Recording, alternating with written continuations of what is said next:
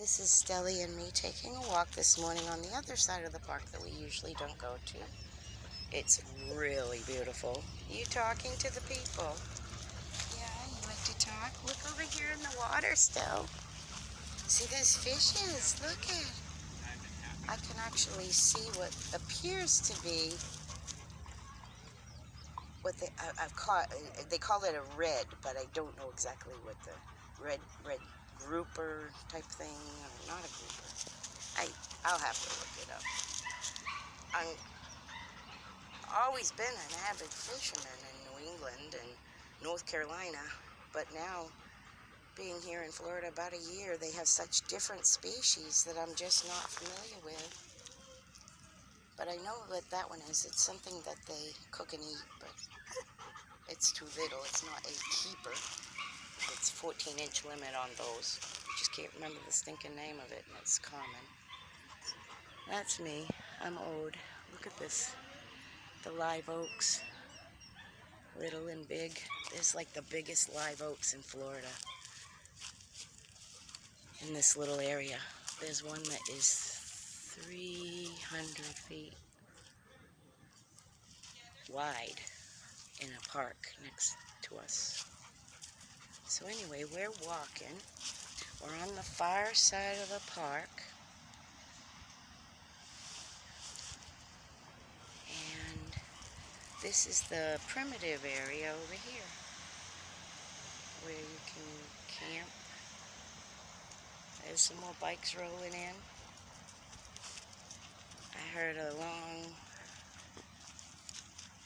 wheelie revving type of situation going down the street nearby, so I knew Bike Week's officially here. That's a really cool tent right there. I do believe I have a very similar one. I've never used it because we got a trailer. I'm very, very much happy with the trailer that we have. It's a fifth wheel. Of course, we adapted it for my son's sim racing. That meant the dinette and kitchen area has been moved. And it's a pretty cool deal. I know this is a boring walk, but this is what I do. My boring life that I love. Winter time, it looks like the tree is dead, but that's a poplar tree. Poplar trees in North Carolina don't look that big. Or it's a bur oak, probably. I don't know. But anyway, something in North Carolina like that doesn't get that big. And these are really, really tall palm trees. There was a fire that went through this area about 10, 15 years ago. I don't remember. I only remember they canceled the Daytona race, I believe in July, because this area was on fire. Now on the other side of those trees is a lake, and on the other side of the park over there, there is a lake with several canals that run through like this. Well, they probably saved it from the fire because before this area and beyond this area, none of these live oaks and water oaks exist anymore. There's only pine trees in those areas.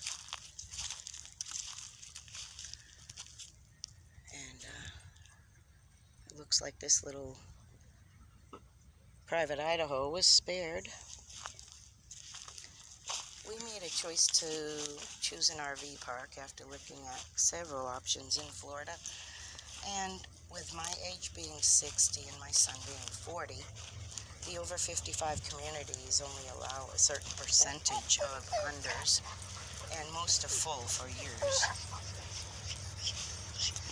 Hi.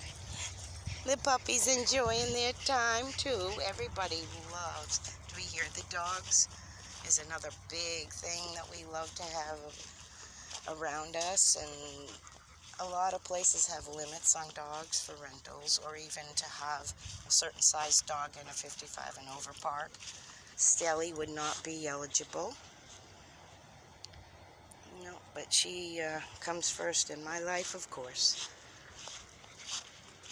Close tie with my son for second. Wow, that's the first time I've actually seen poison oak here. Interesting. I'm getting to know what some of the more poison oak. Ooh, that might even be, yeah, it's oak. It's got the little chop in the leaf. We've had a lot of wind and stuff. It blows the trees off into this little pond, but it seems to take care of itself. It smells fresh and clean. And people have canoes. You could just drop it right in there and go all the way to the ocean, believe it or not. These canals go all the way to the ocean through the Halifax River and Bulow Creek.